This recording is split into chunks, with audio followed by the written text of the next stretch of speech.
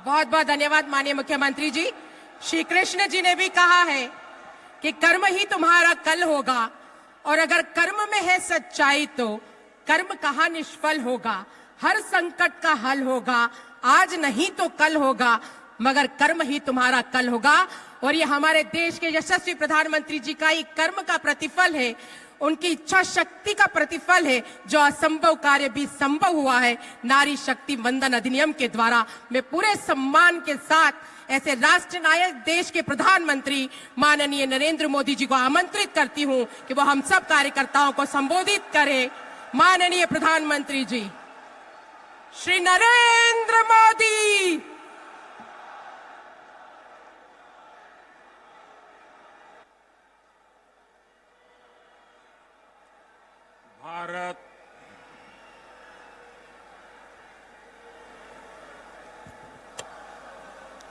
भारत माता की,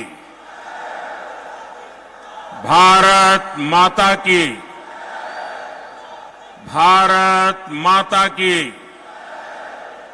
मैं कहूंगा दीनदयाल उपाध्याय, आप कहिए अमर रहे, अमर रहे। दीनदयाल उपाध्याय, दीनदयाल उपाध्याय, दीनदयाल उपाध्याय। मंच पर भारतीय जनता पार्टी के वरिष्ठ नेतागण और मेरे परम साथी और विशाल संख्या में पधारे हुए मेरे परिवारजनों,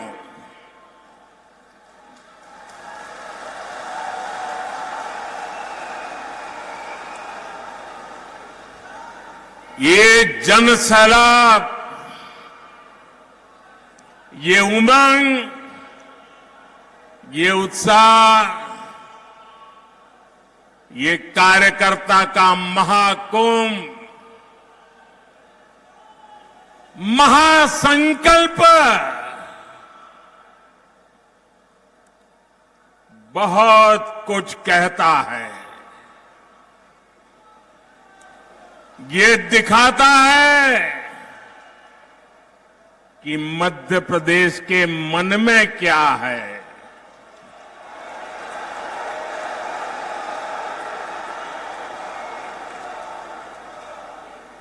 ये दिखाता है नई ऊर्जा से भरी हुई भाजपा। ये दिखाता है भाजपा का और भाजपा के हर कार्यकर्ता का बुलंद हौसला।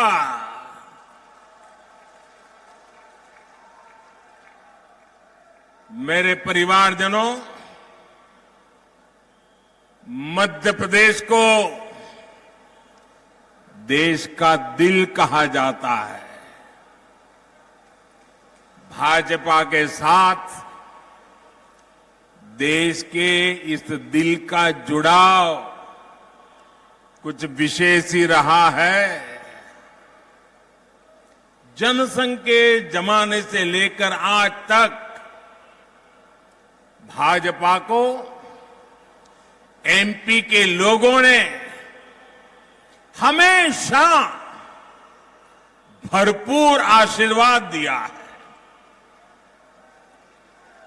अटल जी, कुशाभाऊ ठाकरे, कैलाश जोशी, प्यारेलाल खंडेलवाल, राजमाता विजयाराजे सिंधिया जी, सुंदरलाल पटवा जी, वीरेंद्र सकलेचा जी, मध्य प्रदेश से निकले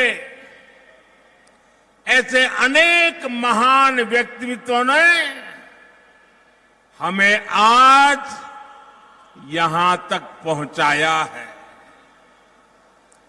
ऐसे अनेकों लोगों का तप और त्याग आज भी भाजपा के हर कार्यकर्ता को प्रेरित करता है। इसलिए मध्य प्रदेश सिर्फ भाजपा के विचार का ही नहीं, बल्कि विकास के विजन का भी महत्वपूर्ण केंद्र है। इसलिए आज जब देश अमृतकाल की नई विकास यात्रा पर निकला है, तब मध्य प्रदेश की भूमिका और महत्वपूर्ण हो गई है। मेरे परिवारजनों, मध्य प्रदेश में भाजपा की सरकार को लगभग 20 साल पूरे हो चुके हैं। यानी जो युवा इस बार के चुनावों में पहली बार वोट डालेंगे, उन्होंने भाजपा की सरकार को ही देखा है। ये युवा सौभाग्यशाली हैं कि इन्होंने एमपी में कांग्रेस का वो बुरा शासन, वो बुराइयां उन्होंने देखी नहीं है। एमपी में कांग्रेस के शासन की पहचान थी कूनीति, कुशासन और करोड़ों का करप्शन। आजादी के बाद मध्य प्रदेश में लंबे समय तक कांग्रेस का ही शासन रहा, लेकिन कांग्रेस ने साधन संपन्न मध्य प्रदेश को, समर्थ युवाओं वाले मध्य प्रदेश को बीमारू बना दिया। दोस्तों, बीमारू बना दिया। यहां के युवाओं ने कांग्रेस के जमाने की खराब कानून व्यवस्था नहीं देखी। यहां के युवाओं ने इस दौर की खस्ता हाल सड़कें नहीं देखी। यहां के युवाओं ने अंधेरे में जीने को मजबूर गांव और शहर नहीं देखे। अपने हर कार्यकाल में भाजपा ने एमपी को नई ऊर्जा के साथ नई ऊंचाई पर ले जाने का प्रयास किया है। इसलिए यहां के युवाओं ने भाजपा का सुशासन ही देखा है। उन्होंने चारों तरफ से विकास करता मध्य प्रदेश ही देखा है। उन्होंने मध्य प्रदेश को देश के अग्रणी गेहूं उत्पादक राज्यों के रूप में देखा है। उन्होंने मध्य प्रदेश को शिक्षा के उभरते केंद्र के रूप में देखा है। और इसलिए आने वाले चुनाव बहुत अहम है। हमें ध्यान रखना है कि विकास का जो रास्ता एमपी के लोगों ने बनाया है, उस विकास की गाड़ी सड़क से उतर नहीं, भटके नहीं, उतरे नहीं और अटके भी नहीं। हम अपने आसपास देख रहे हैं कि जब इन्हें राजस्थान में मौका मिला तो कैसे कांग्रेस वहां सिर्फ बर्बादी लाई। हमने महाराष्ट्र में देखा है कि कैसे कांग्रेस ने, गठबंधन ने शामिल होकर लूट को ही अपना नंबर 1 काम बना दिया। साथियों, मध्य प्रदेश के विकास के लिए आने वाले कुछ साल बहुत ही महत्वपूर्ण है। आज पूरी दुनिया से भारत में निवेश आ रहा है। अलग अलग राज्यों में आ रहा है। ये समय भारत को, मध्य प्रदेश को विकसित मध्य प्रदेश बनाने का है, विकसित भारत बनाने का है। इतने महत्वपूर्ण समय में अगर कांग्रेस जैसी परिवारवादी पार्टी हजारों करोड़ों के घोटाले का इतिहास रचने वाली पार्टी, वोट बैंक का तुष्टीकरण करने वाली पार्टी को जरा भी मौका मिल गया तो मध्य प्रदेश को बहुत बड़ा नुकसान होगा। भाइयों बहनों, मैं जरा एक सवाल पूछता हूं आपको। मैं कहता हूं जहां जहां कांग्रेस गई है उस राज्य को बर्बाद कर दिया है। क्या आपको लगता है मध्य प्रदेश को भी यही करेंगे वो? आपको लगता है मध्य प्रदेश का भी यही हाल करेंगे? मध्य प्रदेश को बचाना चाहिए, नहीं बचाना चाहिए? कांग्रेस के हाथों नहीं जाने देना चाहिए ना, लूटने नहीं देना चाहिए ना, तबाही नहीं करने देनी चाहिए ना। कांग्रेस एक बार फिर एमपी को बीमारू बना देगी। मैं आपसे जानना चाहता हूं, क्या आप एमपी को फिर से बीमारू बनाना चाहते हो? मुझे पूरी ताकत से जवाब चाहिए। क्या एमपी को फिर से बीमारू बनाना चाहते हो? क्या आप एमपी के युवाओं के भविष्य को तबाह करना चाहते हो? क्या आप चाहते हैं कि एमपी के विकास का पैसा कांग्रेस नेता लूट ले?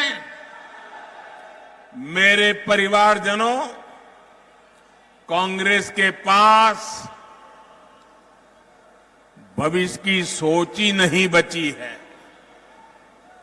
कांग्रेस जंग लगा हुआ वो लोहा है जो बारिश में रखे रखे खत्म हो जाता है। अब कांग्रेस में न देखने का सामर्थ्य बचा है, न देश हित को समझने का। इसलिए आप देखेंगे, साथियों, आपका उत्साह मेरे सर आंखों पर। बहुत बहुत धन्यवाद आपके प्यार के लिए, बहुत धन्यवाद। दोस्तों, आपका प्यार ही मेरी ताकत है। बहुत बहुत धन्यवाद आपके प्यार के लिए, बहुत धन्यवाद दोस्तों। साथियों, आप देखेंगे कि कांग्रेस विकसित भारत से जुड़े हर प्रोजेक्ट की आलोचना करती है। आपको याद होगा, कांग्रेस ने डिजिटल इंडिया का भी विरोध किया था। आज भारत के यूपीआई से पूरी दुनिया मंत्रमुग्ध है।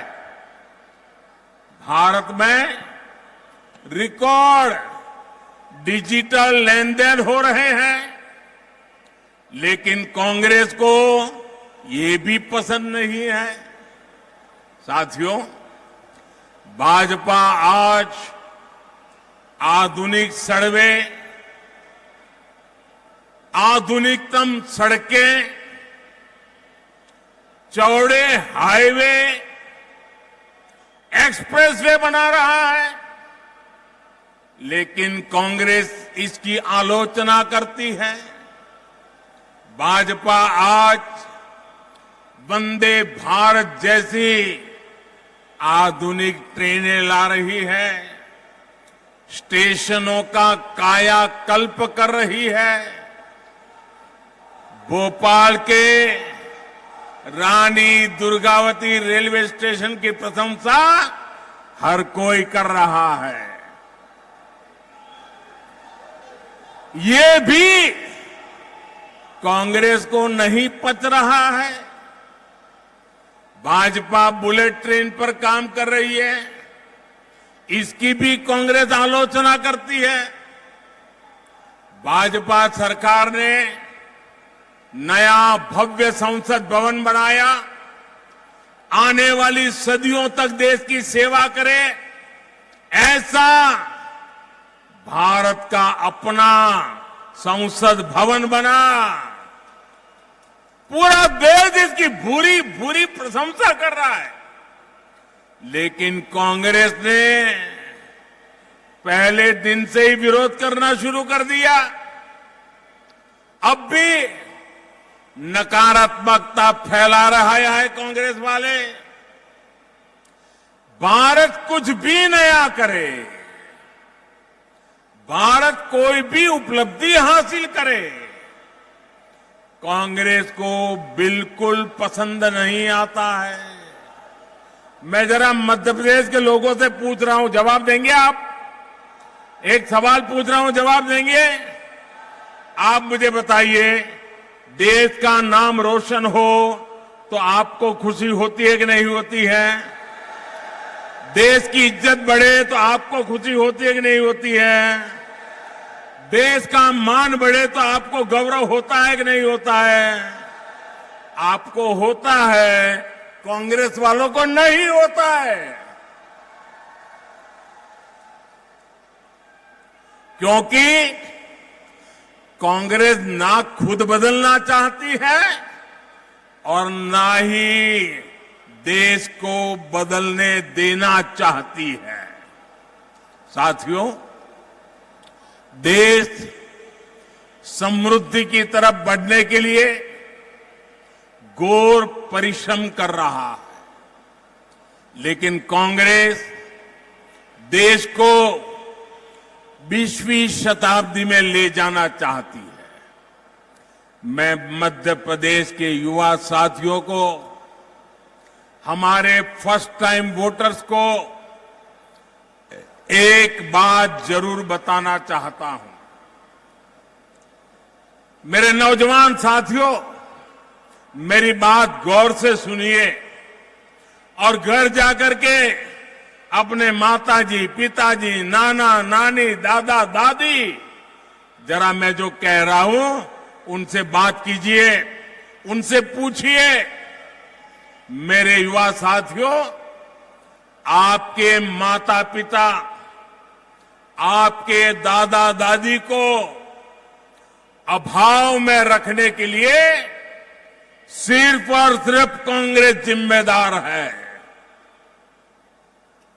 उनको मुसीबत में जीने के लिए मजबूर करने वाली एकमात्र पार्टी कांग्रेस पार्टी है।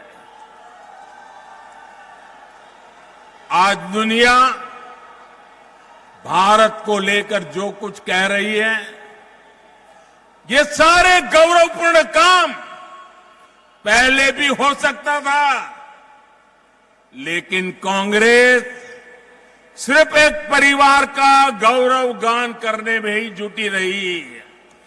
कांग्रेस ने प्रजातंत्र को परिवार तंत्र बना दिया। कांग्रेस भारत में भ्रष्ट व्यवस्था को पोषित करने में ही जुटी रही। कांग्रेस की राजनीति अभाव में फलती फूलती है, गरीबी और मुश्किलों में फलती फूलती है। इन्होंने ऐसी व्यवस्था बनाई कि गरीब को हमेशा हाथ फैलाना पड़े, हर चीज के लिए निर्भर रहना पड़े। गरीब को तरसाकर कांग्रेस को ये जताने का अवसर मिल जाता था कि उन्होंने गरीब को कुछ दिया है। ये अपनी योजनाओं का लाभ भी उन लोगों को देते थे जिनसे उन्हें वोट मिलते थे। इसलिए कांग्रेस ने जानबूझकर देश को गरीब रखा, देश के लोगों को अभाव में जीने के लिए मजबूर किया, रोटी कपड़ा मकान में ही उलझाए रखा। मेरे युवा साथियों, जो मुश्किलें, ध्यान से सुनिए दोस्तों, जो मुश्किलें आपके माता पिता से पहले की पीढ़ियों ने झेली, वो अब आपको और आपके बच्चों को ना झेलनी पड़े, इसके लिए भाजपा की डबल इंजन सरकार लगातार काम कर रही है। आज हमारे प्रेरणा पुंज पंडित दीनदयाल उपाध्याय जी का जन्म दिवस भी है। पंडित जी ने सुशासन को अंत्योदय से जोड़कर देखा, समाज के अंतिम व्यक्ति के विकास को प्राथमिकता दी। अंत्योदय की यही प्रेरणा सबका साथ, सबका विकास, सबका विश्वास और सबका प्रयास, उस मंत्र में पंडित दीनदयाल उपाध्याय जी का चिंतन है। वो हमें प्रेरित करती है। बीते 9 वर्षों में हमने जो भी योजनाएं बनाई, उनके मूल में यही भावना है। भाजपा ने गरीबों, महिलाओं, शोषितों, वंचितों, एससी, एसटी, ओबीसी को विकास का सबसे बड़ा लाभार्थी बनाया है। वंचितों को वरीयता की जो गारंटी मोदी ने दी है, उसे हमने एक के बाद एक कदम उठाकर पूरा किया है। हमने गरीब का जीवन बेहतर करने के लिए प्रयास किए, प्रामाणिक प्रयास किए। समाज में जो अभाव था, उसको दूर किया। और जानते हैं इसका नतीजा क्या मिला है? मैं आपसे एक बात पूछूं, पूछूं, आप जवाब देंगे? पूरी ताकत से जवाब देंगे? वहां के दूर दूर के लोग भी देंगे? आपको पता है ना कि कांग्रेस ने 50 साल पहले गरीबी हटाओ का नारा दिया था। मैं फिर आपसे पूछूंगा, 50 साल पहले गरीबी हटाओ का नारा किसने दिया था? किसने दिया था? किसने दिया था? क्या कांग्रेस ने अपना वायदा पूरा किया? कांग्रेस ने वादा पूरा किया? अब मैं आपको एक और आंकड़ा बताना चाहता हूं। बताऊं? आंकड़ा याद रखोगे? पक्का याद रखोगे? करके हाउस में अनचाहे अनमन से उंगली तो दबा दी। बीते 9 वर्षों में जिस तरह भारत की महिला सशक्त हुई है, उसे देखकर इन दलों की हिम्मत नहीं हुई कि नारी शक्ति अधिनियम का विरोध कर पाए। वरना उन्होंने तो दशकों तक देश में सरकारें चलाई है, भारी बहुमत से सरकारें चलाई है। तब क्यों नहीं कानून बनाया? जो बहाने ये आज बना रहे हैं, तब क्यों नहीं ये सब कुछ कर दिया?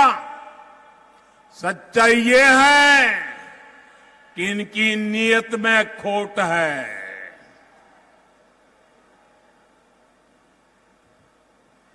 इसलिए मौका मिलते ही, मेरी माताएं बहनें मेरे शब्द याद रखना, मौका मिलते ही एक घमंडिया गठबंधन के लोग माताओं बहनों को धोखा देने का तय करके बैठे हैं, तैयार बैठे हैं। कांग्रेस के घमंडिया साथी वही है जिन्होंने इस कानून को रोकने के लिए हर मर्यादा तोड़ी है। इनकी वो सोच आज भी नहीं बदली है। आपको मैं एक और बात कहना चाहता हूं। ये लोग बहुत बौखलाए हुए हैं। ये अब एक नया खेल खेलेंगे, पक्का मानिए। और नया क्या खेल खेलेंगे? ये नारी शक्ति को बांटने की पूरी कोशिश करेंगे। नारी शक्ति एक न हो, इसलिए भांति भांति की अफवाहें फैलाएंगे। इसलिए देश की हर माता बहन बेटी को सावधान रहना होगा, सतर्क रहना होगा और एकजुट रहना ही होगा। माताएं बहनें एकजुट रहोगे ना? एकजुट रहोगे ना? आप याद रखिए, ये वही लोग हैं जिन्होंने देश की पहली आदिवासी महिला राष्ट्रपति द्रौपदी मुर्मू जी को राष्ट्रपति बनने से रोकने का भरसक प्रयास किया। ये लोग बार बार उनको अपमानित करने का प्रयास करते हैं। ये वही लोग हैं जिन्होंने देश की सेनाओं के अग्रिम मोर्चों में बेटियों की एंट्री को रोककर रखा था। और अगर इनकी नीयत ठीक होती तो वो क्या मोदी को करोड़ों बहनों के नाम पक्के घर करने देते और मुझे काम करना पड़ता? उनकी नीयत ठीक नहीं थी। आज वो काम मुझे करना पड़ रहा है। आजादी के इतने सालों के बाद करना पड़ रहा है। इनको नहीं दिखता था कि सब कुछ पुरुष के नाम पर है, महिलाओं के नाम पर कुछ नहीं है। अगर इनकी नीयत महिला हित की होती तो क्या मोदी को आकर के करोड़ों टॉयलेट बनाने पड़ते? क्या टॉयलेट नहीं बना सकते थे लोग? वो काम भी मुझे करना पड़ा। उनकी नीयत में खोट थी। अंधेरे का इंतजार करती माताओं बहनों को देखकर इनकी आंखों में क्यों पानी नहीं आता था? इनकी नीयत ठीक होती तो बहनों को धुएं में जीने को मजबूर होना न पड़ता। करोड़ों बहनों तक गैस सिलेंडर पहुंचाने की मेहनत मोदी को क्यों करनी पड़ी? ये महिलाओं के हितैषी होते तो महिलाओं को पानी की बूंद बूंद के लिए दशकों तक तरसा कर ना रखते। साथियों, ये महिलाओं के हित में काम करते तो मोदी को आकर आयुष्मान योजना के तहत मुफ्त इलाज की व्यवस्था ना करनी पड़ती।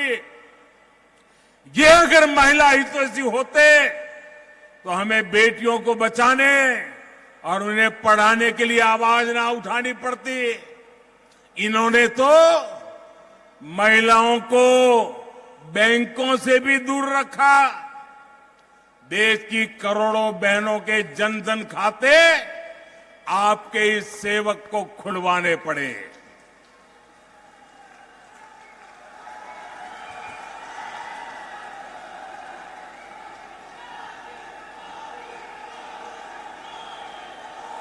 हमारी कोशिश यही थी कि बहनों की समृद्धि का रास्ता खुले, बेटियां अपने पैरों पर खड़ी हो सके। इसलिए मैं देश के हर माता, बहन, बेटी से कहूंगा कि कोई कितनी भी कोशिश कर ले, आपको भ्रमित नहीं होना है। हमने कठिन रास्ता पार किया है। ये महिलाओं की भागीदारी के विस्तार की शुरुआत है, एक सार्थक बदलाव का शुभारंभ है। मेरे परिवारजनों, कांग्रेस आज भी उसी पुराने ढरे, उसी पुरानी मानसिकता पर चल रही है। चांदी का चम्मच लेकर पैदा हुए इनके नेताओं के लिए गरीब का जीवन मायने नहीं रखता है। कांग्रेस नेताओं के लिए गरीब का जीवन एक एडवेंचर टूरिज्म है। कांग्रेस के नेताओं के लिए गरीब की बस्ती पिकनिक मनाने का, वीडियो शूटिंग कराने का लोकेशन बन गई है। कांग्रेस के लिए गरीब किसान का खेत फोटो सेशन का मैदान बन गया है। इन्होंने अतीत में भी यही काम किया। देश विदेश के अपने दोस्तों में इन्होंने भारत की गरीबी का मखौल उड़ाया और आज भी यही कर रहे हैं। जबकि भाजपा की सरकार भारत को भव्य भी बना रही है और यही भव्य तस्वीर दुनिया के सामने सीना तान करके दिखा भी रहे हैं। कांग्रेस और भाजपा के बीच का यही अंतर हमें बूथ बूथ में हर वोटर को बताना है, हर मतदाता को समझाना है। समझाओगे? जरा दोनों हाथ ऊपर करके बताइए, समझाओगे? पोलिंग बूथ में हर घर जाओगे?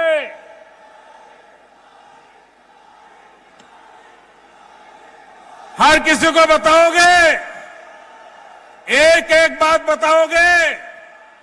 साथियों, मोदी का मिजाज भी अलग है, मेहनत भी अलग है और मिशन भी अलग है। मेरे लिए देश से बड़ा, देशवासियों से बड़ा कुछ भी नहीं है। मैं अभावों में रहा हूं, लेकिन अपने देश को अभावों में नहीं रहने दूंगा।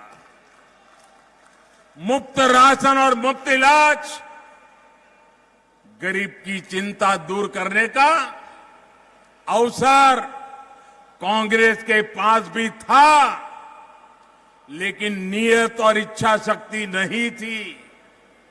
बेईमानी और भ्रष्टाचार की नियत अच्छे काम करने से उन्हें रोकती थी।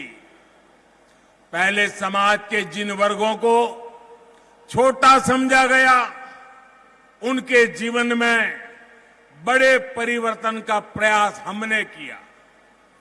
गरीब से गरीब को गुणवत्ता का जीवन मिले, आज देश में इसके लिए काम किया जा रहा है।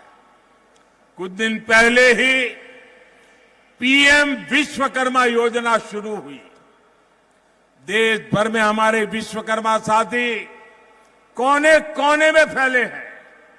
कोई गांव ऐसा नहीं होगा जहां कोई न कोई विश्वकर्मा परिवार न रहता हो। अपनी परंपरा, अपनी कला, अपनी उपयोगिता के लिए जाने जाने वाले ये साथी हर समाज में है। लेकिन कांग्रेस ने उन्हें क्या दिया? कांग्रेस ने उन्हें अपने हाल पर छोड़ दिया था। आपने एक वोट देकर इस सेवक को आपकी सेवा करने का अवसर दिया।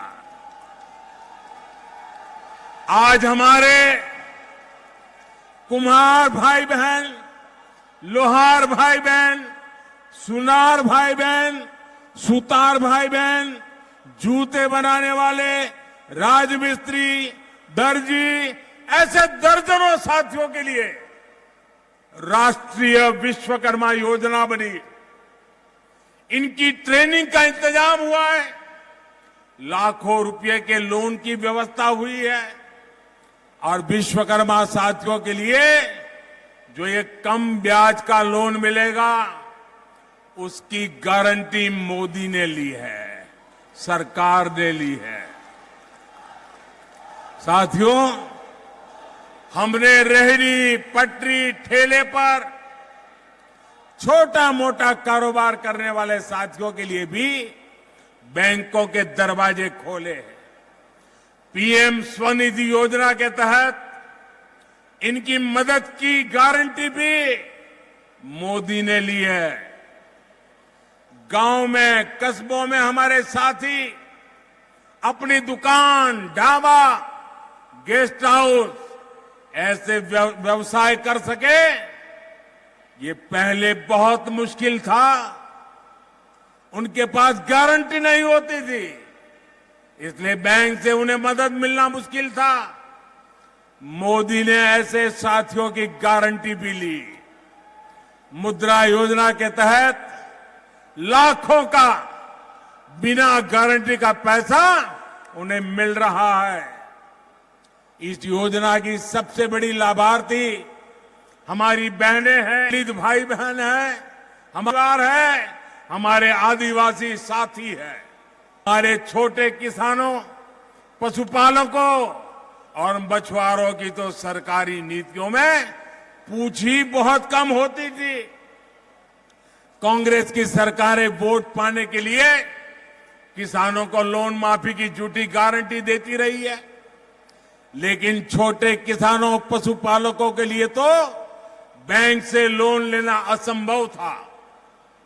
वे तो छोटी छोटी जरूरतों के लिए बाहर से महंगा ब्याज लेते थे, महंगे ब्याज पर पैसे लेते थे। इसलिए आपके इस सेवक ने पीएम किसान सम्मान निधि के तहत छोटे किसानों की भी गारंटी ली। जब पीएम किसान योजना हमने शुरू की थी, तब कांग्रेस ने इसको लेकर कितना झूठ फैलाया था। कहा जाता था कि चुनाव होने के बाद मोदी ये पैसे वापस ले लेगा, लेकिन पीएम किसान सम्मान निधि 5 साल से निरंतर चल रही है। कोरोना काल में जब सब कुछ रुक गया था, तब भी ये नहीं रुकी, क्योंकि हमारी सरकार ने डायरेक्ट आपके खाते में पैसा भेजने का प्रावधान किया है। अभी तक 2.5 लाख करोड़ रुपए से अधिक देश भर के किसानों के मिल चुका है। इसमें मध्य प्रदेश के हर किसान के बैंक खाते में करीब करीब 30,000 रुपए, हर एक किसान के खाते में 30,000 रुपए तक पहुंचे हैं। भाजपा सरकार ने छोटे किसानों के साथ ही पशुपालकों और मछुआरों को भी किसान क्रेडिट कार्ड जैसी सुविधा दी है। मेरे परिवारजनों, मध्य प्रदेश में हमारी धरोहर के दर्शन होते हैं। देवी अहल्याबाई और रानी दुर्गावती सहित हमारे अनेक पूर्वजों ने भारत की विरासत को समृद्ध करने में भूमिका निभाई, लेकिन कांग्रेस और उसका घमंडिया गठबंधन हमारी इस विरासत को, सनातन को समाप्त करना चाहता है। इसलिए भी ऐसे दलों से मध्य प्रदेश को बहुत सावधान रहना होगा। साथियों, आज मैं देश के लोगों को, मध्य प्रदेश के लोगों को एक और बात बताना चाहता हूं। कांग्रेस ने अपनी सारी इच्छा शक्ति खो दी है। हम देखते हैं कि कुछ समय से कांग्रेस के जमीन से जुड़े नेता चुपचाप मुंह पर ताला लगाकर बैठ गए हैं। कांग्रेस पहले बर्बाद हुई, अब बैंकरप्ट हुई और अब कांग्रेस ने अपना ठेका दूसरों को दे दिया है। कांग्रेस को अब कांग्रेस के नेता नहीं चला रहे, अब कांग्रेस एक ऐसी कंपनी बन गई है, नारों से लेकर नीतियों तक हर चीज आउटसोर्स कर रही है। और ये ठेका किसके पास है जानते हैं? कांग्रेस का ठेका अब कुछ अर्बन नक्सलियों के पास है। कांग्रेस में अब अर्बन नक्सलियों की ही चल रही है। ये ग्राउंड पर कांग्रेस का हर कार्यकर्ता महसूस कर रहा है। इसलिए कांग्रेस जमीन पर भी लगातार खोखली हो रही है। मेरे परिवारजनों, आज भारत एक बहुत ही महत्वपूर्ण कालखंड में प्रवेश कर चुका है। पूरा विश्व कह रहा है कि ये भारत का कालखंड है। हर देश भारत से मित्रता करना चाहता है। हर निवेशक भारत में अवसर देख रहा है। हमारे चंद्रयान का गौरवगान पूरा विश्व कर रहा है। कुछ दिन पहले हुए G20 सम्मेलन में भारत की भूमिका और सशक्त हुई है। ये इसलिए हो रहा है क्योंकि आपने देश में एक स्थिर और मजबूत सरकार चुनी। आपने ऐसी सरकार चुनी जो चुनौतियों को चुनौती दे सकती है।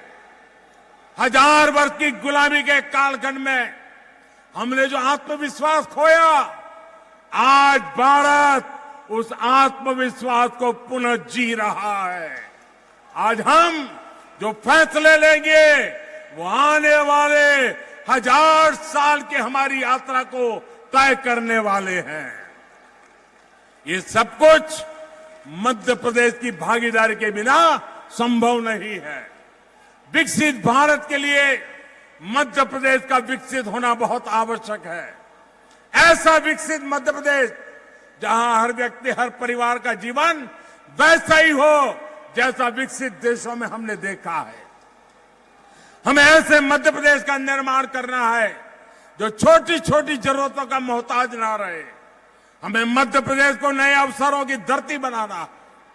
इसके लिए ये जरूरी है कि आने वाले 5 वर्ष के लिए यहां फिर से भाजपा सरकार बने, पूर्ण बहुमत की स्थिर भाजपा सरकार बने।